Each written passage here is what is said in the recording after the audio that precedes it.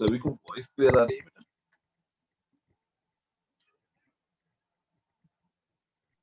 Yes sir. Yes, sir.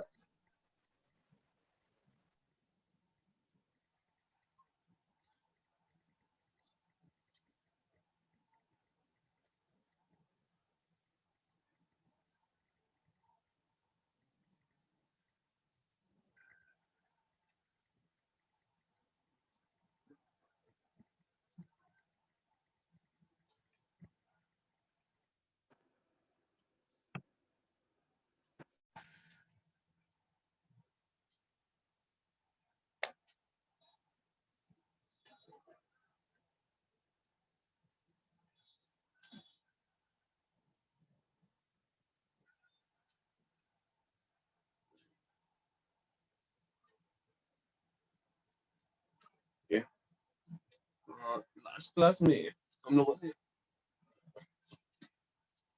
मैंने class में तुम लोगों को एक क्वेश्चन दिया था जो इसमें सारे पैरामीटर्स और स्पेक्ट्रम बनाना था और सारे पैरामीटर्स फाइंड आउट करने थे। आई गेस काफी लोगों ने इसको ट्राई किया होगा। मैंने देखा काफी लोगों को डाउट भी आ रहा था, दिक्कत हो रही थी, चीजें नहीं समझ आ रही थी। फर्स्ट ऑफ ऑल क्वेश्चन को ही डिस्कस करते हैं कि क्वेश्चन क्लास डिस्कस करते हैं ठीक समझ में आता है सारी चीजें। तो एम्पलीट्यूड मॉड्यूलेशन की काफी सारी क्वेश्चन तुम इजीली सॉल्व कर पाओगे। क्वेश्चन क्या गिवन था कि एक करियर सिग्नल हो, उसकी हमें वैल्यू पता थी, करियर सिग्नल हमें पता था ct is equal to given था 10 cos 2 pi into 10 to the power 6t। अपनी कॉपी में तुमने क्वेश्चन लिखा होगा, उसको ओपन कर लो। ठीक है, a career signal of 10 cos 2 pi into 10 to the power 6t is amplitude modulated by a message signal of mt is equal to कितना हो गया 4 cos 4 pi into 10 to the power 3t with modulation index mu is equal to 0.5 and antenna resistance r is equal to 5। So first thing हमें find करनी थी all parameters and second thing हमें find out करनी थी spectrum।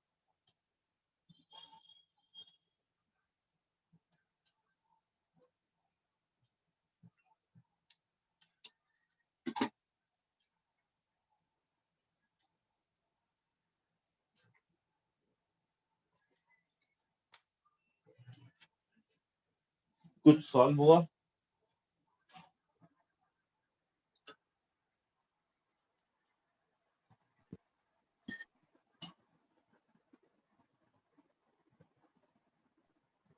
Yes sir.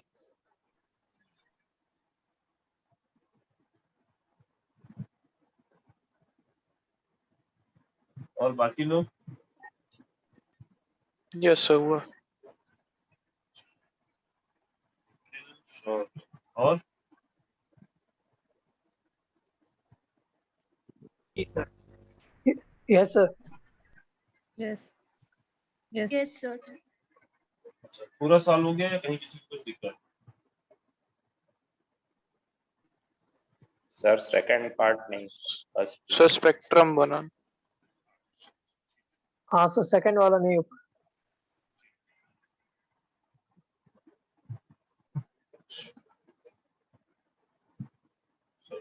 ठीक है, थोड़ा जल्दी जल्दी हम लोग फर्स्ट पार्ट भी थोड़ा सा देखेंगे, उसके बाद फिर सेकंड पार्ट प्रॉपर्ली देखेंगे। ठीक, यहाँ पे जो तुम्हें करियर सिग्नल गिवन था उससे तुम्हें वैल्यूज मिल रही थी AC is equal to 10, FC is equal to 2 pi into 10 to the power 6 upon 2 pi, that is 10 to the power 6।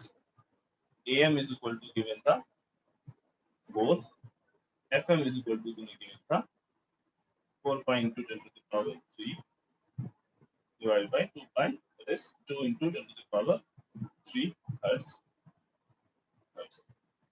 ठीक, now अब पहला पैरामीटर क्या था, बैंडविड्थ, तो बैंडविड्थ इज इक्वल टू होता है 2 FM। FM हमें गिवन है 2 into 10 to the power 3, तो ये क्या हो जाएगा 4 किलोहर्ट्ज। सिंपली FM की वैल्यू हमने यहाँ पे। सेकंड पैरामीटर में क्या फाइंड करना था, करियर पावर। ठीक, हमने इन जनरल करियर पावर का फॉर्मूला उसमें डिराइव कराया था AC/2, AC²/2। ठीक, अब क्योंकि यहाँ पे एंटीना रेजिस्टेंस गिवन है, इस चीज को जिन लोगों ने नहीं ध्यान दिया तो इस चीज को थोड़ा ध्यान देंगे, क्योंकि यहाँ एंटीना रेजिस्टेंस गिवन है और जब हम लोगों ने ये फॉर्मूला फाइंड आउट किया था PT = PC 1 + μ²/2, तब एंटीना रेजिस्टेंस को हम निगलेक्ट करके चले थे। एंटीना रेजिस्टेंस को हम यूनिटी मान के चले थे, इसीलिए हमने वहां कहा भी था कि ये जो पावर, टोटल पावर है, इसको नॉर्मलाइज पावर भी बोलते हैं।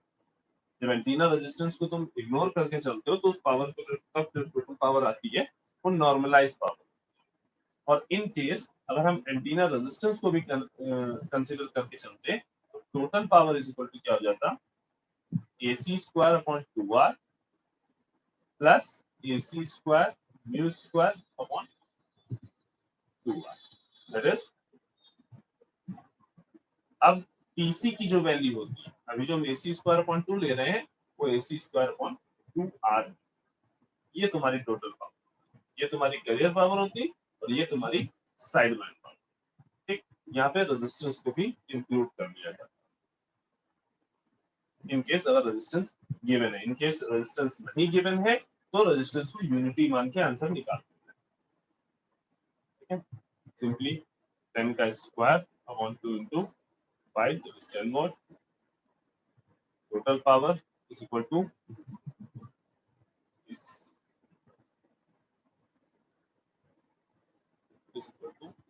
PC 1 + μ²/2। PC क्या है 10 watt, 10 1 + 0.5 का whole square by 2 which is equal to 11.5।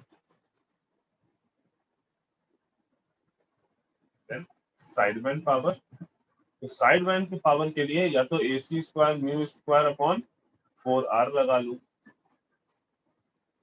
Correction 4R, यहाँ पे AC ये तुम्हारा क्या है 4।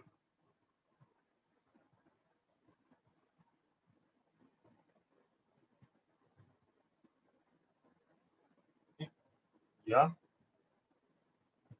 PC² μ²/2 कर लूं, या टोटल पावर माइनस PSP कर लूं। ठीक, तीनों में से कोई भी फॉर्मूला यूज कर लो, साइड बैंड पावर कितनी आ जाएगी 1.25 watt। Then upper side band और लोअर साइड बैंड, उनकी वैल्यू कितनी हो जाएगी 1.25 divided by 2, that is 0.625। Last efficiency जो हमें फाइंड आउट करनी थी, ठीक, वो क्या हो गई, PSB side band power upon total power which is equal to μ²/2 plus μ²। Values रख दो, 0.5 का स्क्वायर अपॉन 2 plus 0.5 का होल स्क्वायर इक्वल टू आएगा 0.1। परसेंटेज में एफिशिएंसी कैलकुलेट करें तो ये क्या हो जाएगा 11%। ये क्या शो कर रहा है कि जो तुम्हारी जब ये ट्रांसमिशन हो रहा है, जो क्वेश्चन में डेटा दिया हुआ है, इस डेटा को यूज करके जो ट्रांसमिशन किया जा रहा है उसमें ट्रांसमीटर तुम्हारा जो टोटल पावर यूज कर रहा है उस टोटल पावर का 11% मैसेज सिग्नल को ट्रांसमिट करने में यूज हो रहा है, बाकी सारा करियर की वजह से वेस्ट हुआ जा रहा है, बाकी किसी भी यूज का नहीं है, वेस्ट हो रहा है।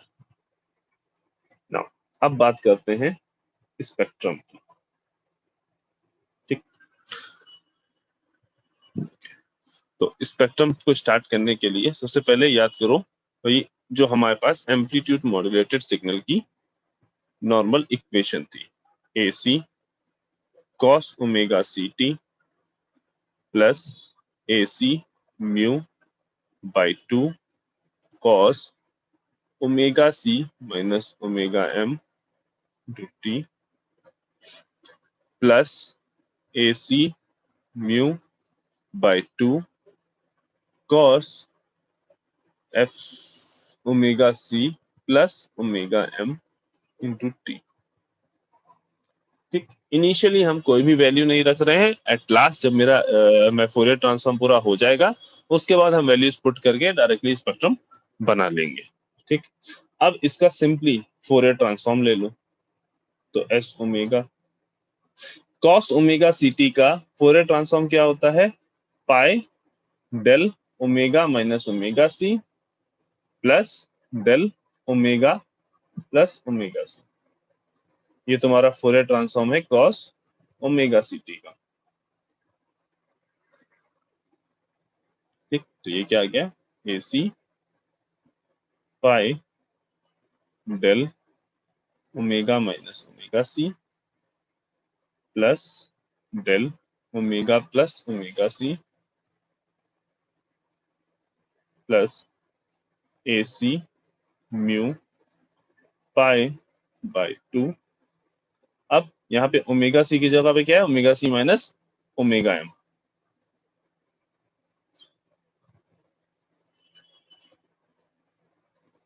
ओमेगा सी की जगह पे यहाँ पे क्या है, omega C minus omega M. तो ये क्या हो जाएगा, delta omega minus omega C minus omega M plus delta omega plus omega C minus omega M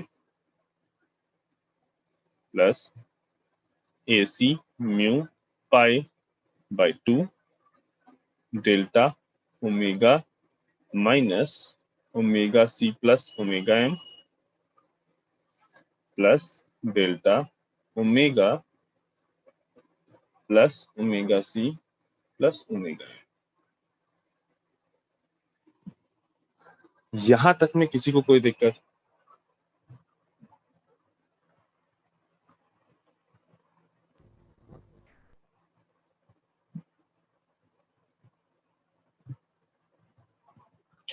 ठीक है, अब देखो हम in general Fourier transform radian यानी ओमेगा के टर्म्स में भी फाइंड आउट कर सकते हैं, और हम चाहें तो ये फोरियर ट्रांसफॉर्म हर्ट्ज या एफ के टर्म्स में भी फाइंड आउट कर सकते हैं। इन जनरल जब तुम सिग्नल सिस्टम पढ़ते हो तो फोरियर ट्रांसफॉर्म को रेडियन के टर्म में पढ़ते हो। ठीक, वहां पे कैलकुलेशन कुछ इस तरह से होती है कि वहां पे रेडियन में चीजें करना ज्यादा इजी रहता है, और यहाँ कम्युनिकेशन में यही काम हम लोग हर्ट्ज में करना ज्यादा प्रेफर करते हैं, यानी एफ डोमेन में करना ज्यादा प्रेफर करते हैं in comparison to omega domain, क्योंकि यहाँ पे कैलकुलेशन कुछ इस तरह की होती है कि अगर बार बार पाई बीच में आएगा तो वो कहीं ना कहीं हमारी कैलकुलेशन को डिफिकल्ट करेगा। ठीक, इसलिए हम फोरियर ट्रांसफॉर्म एसएफ के फॉर्म में लेते हैं। अच्छा, अब दिक्कत यहाँ पे ये है कि एस ओमेगा के कुछ फॉर्मूले एस एफ के कुछ फॉर्मूलों से डिफरेंट होते हैं। मीनिंग अगर किसी का फोरियर ट्रांसफॉर्म तुम इस पार्ट में निकालो और किसी का फोरियर ट्रांसफॉर्म इस फॉर्म में निकालो, ठीक है, दोनों के फॉर्मूले में थोड़ा सा डिफरेंस रहेगा।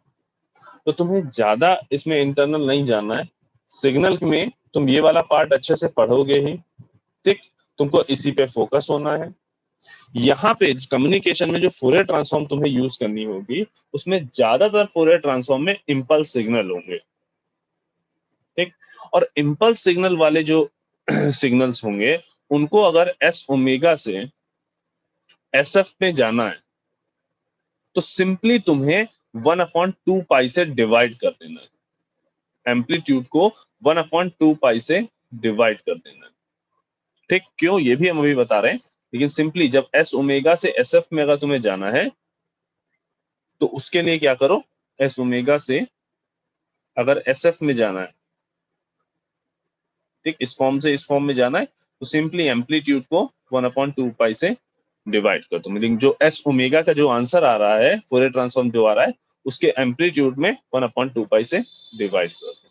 और ये केवल तब किया जा सकता है जब एस ओमेगा के आंसर में, इसके आंसर में, यानी इसकी जो एस ओमेगा जो सिग्नल है वो इम्पल्स सिग्नल से मिलके बना हो। यहाँ देखो एस ओमेगा जो आया हुआ है वो सारे के सारे इम्पल्स सिग्नल है, सारे के सारे इम्पल्स सिग्नल है। ठीक, अब ऐसा क्यों भाई, ये भेदभाव क्यों? तो उसका रीजन ये है कि इम्पल्स सिग्नल की एक प्रॉपर्टी होती है। ठीक, ये केवल उसी के पास ये प्रॉपर्टी है, दैट इज वाई हम लोग यहाँ पे ये चीज इजिली कर पाते हैं। बाकी कोई सिग्नल होता, रैंप सिग्नल होता या यूनिट स्टेप सिग्नल होता, तो हम ये चीजें फॉलो नहीं कर पाते, तो हमें कुछ अलग चीजें करनी पड़ती। ठीक, प्रॉपर्टी क्या होती है? प्रॉपर्टी कहती है कि अगर आपने इम्पल्स सिग्नल की एम्पलीट्यूड स्केलिंग की, यहाँ पे सॉरी फ्रीक्वेंसी स्केलिंग की या टाइम स्केलिंग की, अगर हम डेल एफ कहें या डेल एटी कहें, मीनिंग टाइम स्केलिंग की या फ्रीक्वेंसी स्केलिंग की, तो इसकी वैल्यू इक्वल टू होती है 1/mod A डेल्टा एफ में, 1/mod A डेल्टा एफ। हमने जब इम्पल्स फंक्शन का थोड़ा सा डिस्कशन किया था, तो इम्पल्स फंक्शन की प्रॉपर्टीज में ये प्रॉपर्टी हमने तुम्हें बताई थी। तो बस सिंपली इसी प्रॉपर्टी को यूज करके हम ये काम करते हैं। देखो डेल्टा ओमेगा को हम लिख सकते हैं डेल्टा 2 पाई एफ, जस्ट एक सेकंड वेट करो।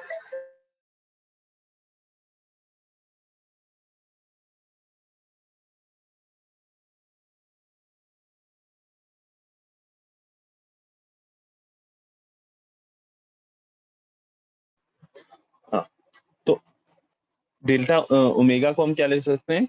डेल्टा 2 पाई एफ। ठीक, और इसको क्या लिख सकते हैं? 1/2 पाई डेल्टा एफ। इसी वजह से हमने तुम्हें कहा कि एस ओमेगा को अगर एस एफ में चेंज करना है तो सिंपली 1/2 पाई से डिवाइड करके काम चलाया जा सकता है, इन केस हमारे सारे सिग्नल्स जो हैं इम्पल्स के टाइप में है। ठीक, वन मोर थिंग, अगर ये चीज नहीं करना चाहते हो तो कोई बहुत जरूरत नहीं है, बस इतना सा होगा कि तुम्हारी कैलकुलेशन थोड़ी सी बढ़ेगी। क्यों? क्योंकि तुम्हें पाई वगैरह की वैल्यूज पुट करनी पड़ेंगी, उसमें थोड़ा सा कैलकुलेशन में डिफिकल्टी होगी। अदरवाइज इससे भी हम, इस पार्ट से भी हम लोग जो मतलब ओमेगा वाला पार्ट आया, इससे भी अगर हम स्पेक्ट्रम ड्रॉ करेंगे और स्पेक्ट्रम को रेडियन के टर्म में ड्रॉ करेंगे, कोई गलत नहीं है।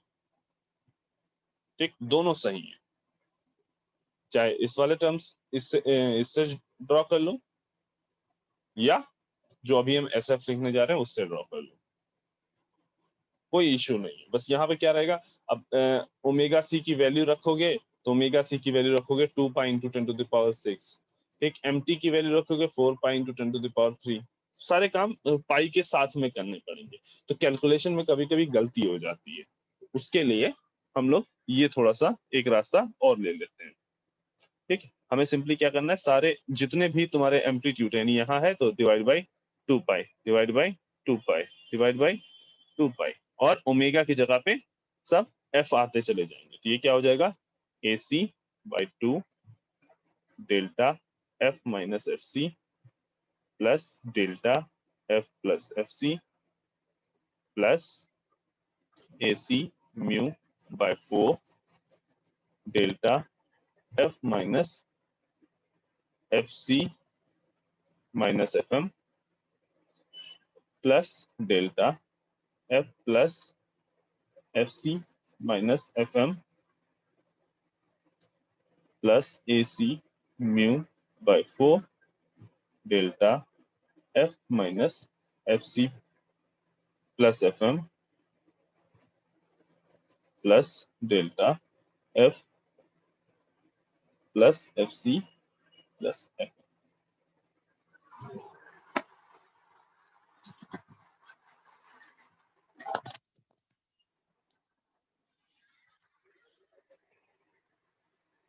अब बस सिंपली जो हमारे पास एफ सी और एफ एम की वैल्यूज थी उनको यहाँ में पुट कर देंगे।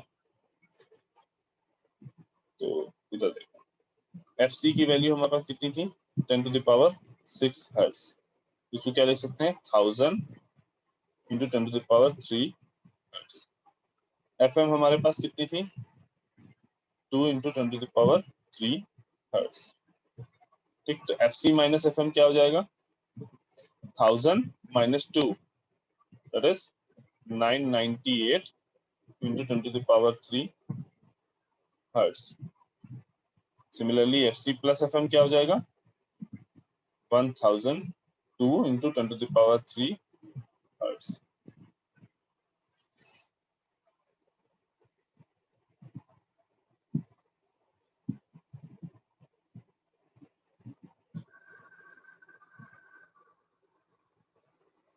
एक मिनट वेट करिए।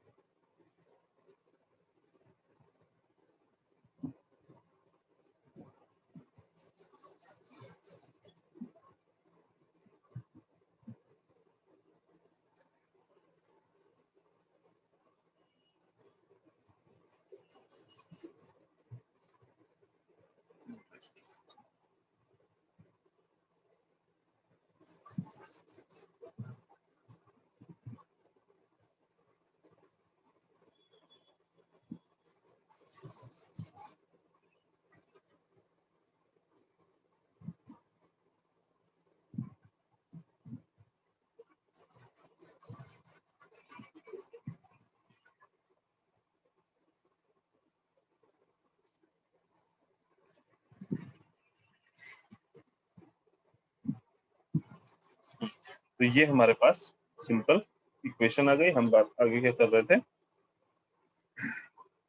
FC प्लस FM और FC माइनस FM की वैल्यूज कैलकुलेट कर रहे थे।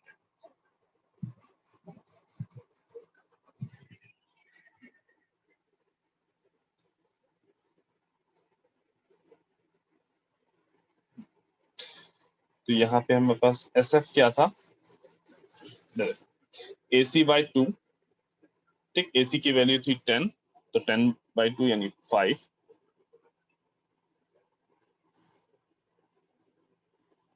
Delta F minus FC, FC की वैल्यू कितनी है 1000 into 10 to the power 3 plus delta F minus FC यानी sorry F plus FC 1000 into 10 to the power 3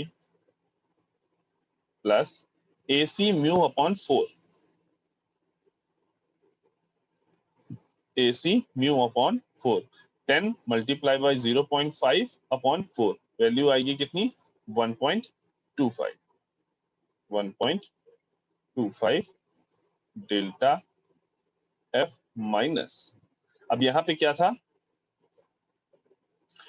FC minus FM, FC minus FM की अभी हमने वैल्यू कितनी निकाली थी 998 किलो हर्ट्ज या 998 into 10 to the power 3 hertz. कितना आ गया 998 to 10 to the power 3 plus delta F plus 1002 to 10 to the power 3 hertz।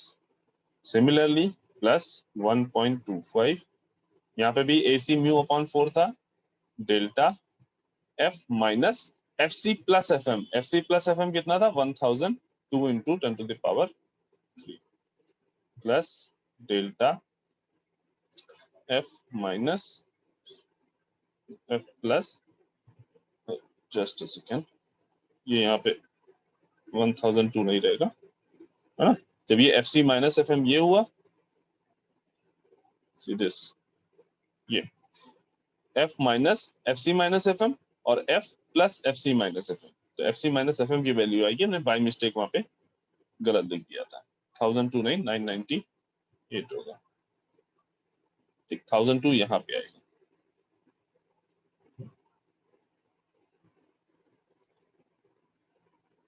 हमने सिंपली वैल्यूज पुट की हैं। ठीक, अब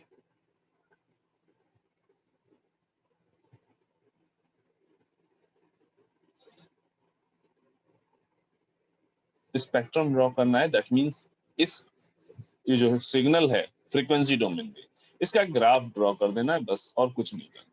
ठीक, यहाँ पे जो हमने स्केल लिया है वो फ्रीक्वेंसी स्केल लिया है in terms of kilo hertz. ठीक, बस बार बार 10⁻³ ना लिखना पड़े इसके लिए।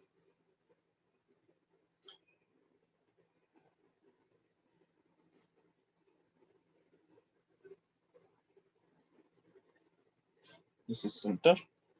नाउ अब इस सिग्नल को देखो, del F minus 1000 kilo hertz. ठीक, तो ये कहाँ पे होगा? डेल एफ कहाँ पे होगा? यहाँ सेंटर पे, और डेल एफ को 1000 किलो हर्ट्ज शिफ्ट करा दिया है तो यहाँ पे आएगा, यहाँ कहीं पे 1000 किलो हर्ट्ज में, तो केवल हमने 1000 लिखा। सिमिलरली ये वाला टर्म डेल एफ को शिफ्ट करा दिया है इस साइड पे, लेफ्ट साइड पे, ये कहाँ पे आएगा? -10,000, सॉरी -1000। ठीक, ये दोनों ही कैसे होंगे? Impulse signal.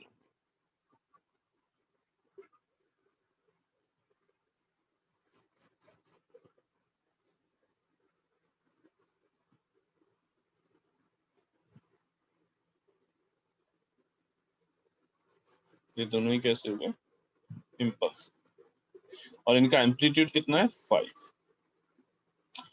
Next, del F minus 998 into 10⁻³ अब क्योंकि हमने किलो हर्ट्ज में लिखा है इसलिए 10⁻³ को इग्नोर करते हैं। ये सिंपली ये कहाँ पे आएगा?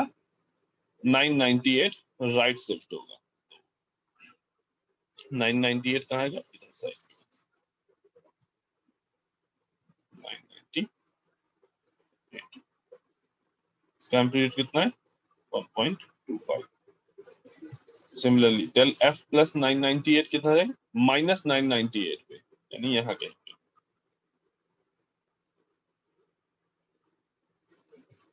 -998, 1.25। अगेन यहाँ पे देखो तो ये क्या आएगा? एक इम्पल्स फंक्शन एट 1002 002, इधर एक इम्पल्स सिग्नल एट -1002। ठीक, सभी का एम्पलीट्यूड कितना है? 1.25। ये तुम्हारा क्या है? अपर साइड बैंड। ये क्या है? Lower side band. यहाँ पे इधर आओ, ये क्या है? अपर साइड बैंड। ये क्या है? Lower side band. ठीक, अब बताओ स्पेक्ट्रम बनाने में किसी को कहीं कोई डाउट? नो अगर सर। अभी भी कोई दिक्कत आ रही हो किसी को, वो अभी भी वो दिक्कत क्लियर कर दें। ठीक है, डायरेक्टली तुम्हें क्वेश्चन आते हैं स्पेक्ट्रम बनाने के। ठीक है, न्यूमेरिकल मिल जाएगा, अगर इससे तुम्हें डायरेक्टली तुमको स्पेक्ट्रम बनाने को बोल देगा। तुम्हें ये फोरियर ट्रांसफॉर्म निकालना आना चाहिए और देन इसको सिंपली इम्पल्स फंक्शन को ड्रॉ करना है।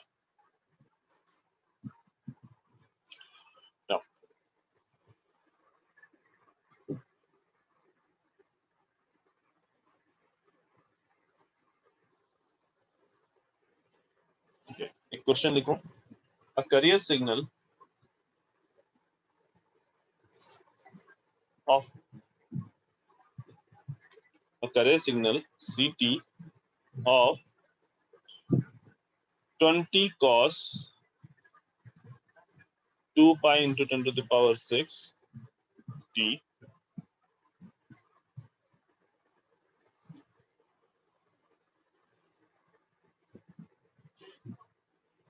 is amplitude modulated by a message signal of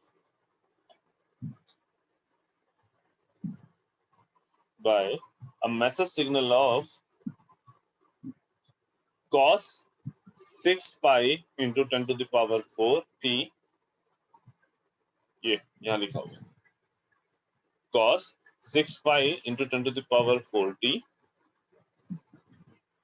with modulation index mu is equal to 0.8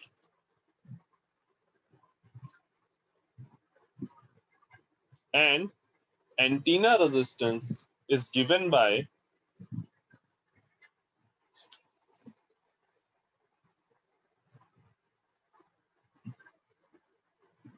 10 ohm. Then find all parameters, and second is find draw spectrum. Yeah, draw AM spectrum and identify spectrum component. इसको खुद से try करना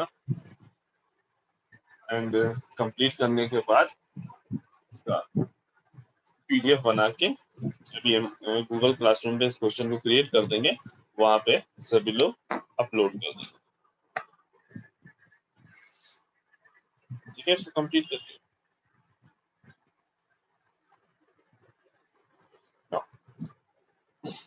same question है जैसा अभी हम लोगों ने किया, एकदम सिमिलर क्वेश्चन है, कोई चेंजेस नहीं है, बस डेटा चेंज हुआ है, तुम्हारी प्रैक्टिस के लिए है। ठीक है, नाउ नेक्स्ट क्वेश्चन एक और लिखो।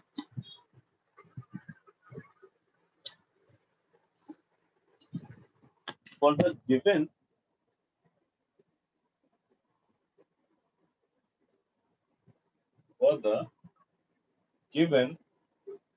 square law modulator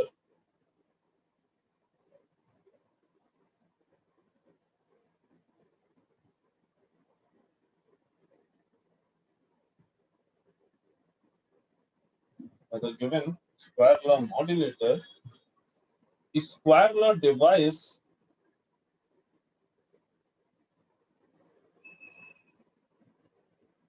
is characterized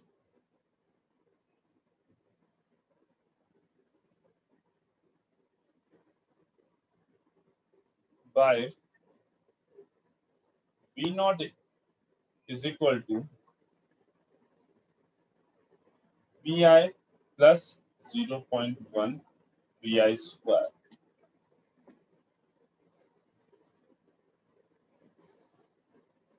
Pass band of band pass filter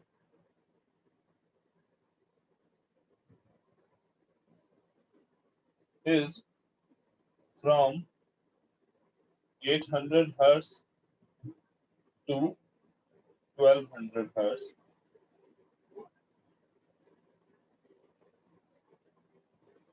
Find all the possible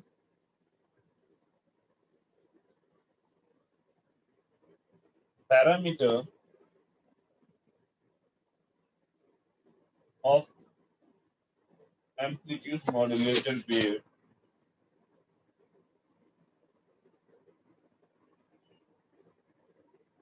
साथ में एक डायग्राम भी गिवन है।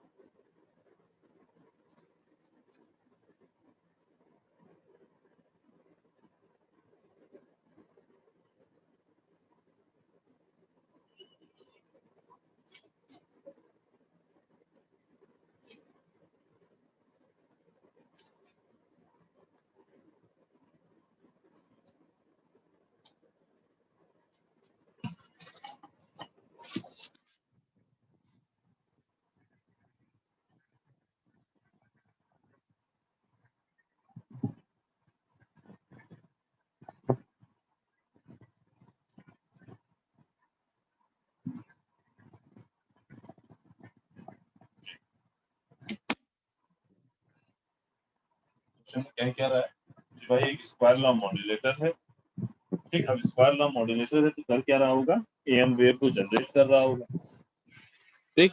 उस स्क्वायर लॉ मॉड्यूलेटर की कैरेक्टरिस्टिक हमें पता है, उसकी मतलब आउटपुट और इनपुट के बीच में रिलेशन क्या है वो हमें पता है, ठीक। देन जो बैंड पास फिल्टर यूज किया गया है उसकी रेंज क्या है ये हमें पता है कि किस फ्रीक्वेंसी से किस फ्रीक्वेंसी के बीच में ये सिग्नल को पास कर पाएगा।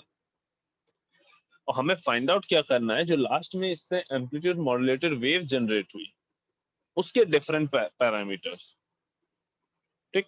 तो हम उसके लिए करेंगे क्या, सबसे पहले VIT निकालेंगे। VIT क्या होगा, दिस प्लस दिस, ठीक। यहाँ एडिशन हो रहा है, समेशन हो रहा है, this plus this is equal to VIT। Now अब ये VIT जब इस स्क्वायर लॉ डिवाइस से पास करेगा तो आउटपुट देगा V0T, राइट। अब ये V0T हम फाइंड आउट करेंगे इस इक्वेशन से। जब इस इक्वेशन में VIT की ये वैल्यू रखेंगे इन दोनों का सम, तो एक लंबी सी, जैसे हम लोगों ने जब स्क्वायर लॉ मॉड्यूलेटर पढ़ा था तो एक काफी लंबी सी स्ट्रिंग मिली थी, ठीक है, मीनिंग कई सारे कंपोनेंट उसमें थे, ठीक। अब उसके बाद हमें क्या करना होगा, वो जब डिफरेंट कंपोनेंट मिल गए, अब हर कंपोनेंट की हमें हाईएस्ट फ्रीक्वेंसी देखनी होगी। जैसे हमने वहां पे देखी थी हाईएस्ट फ्रीक्वेंसी, वैसे हम यहाँ पे भी हाईएस्ट फ्रीक्वेंसी देखेंगे। देन हम ये देखेंगे कि कौन कौन से ऐसे कंपोनेंट हैं जो 800 से 1200 की रेंज के बीच में आ रहे हैं, उनको पास करा देंगे, वही हमारा एम्पलीट्यूड मॉड्यूलेटेड सिग्नल हो जाएगा। और उसके बाद का कार्यक्रम हमें पता है, पैरामीटर्स निकालना।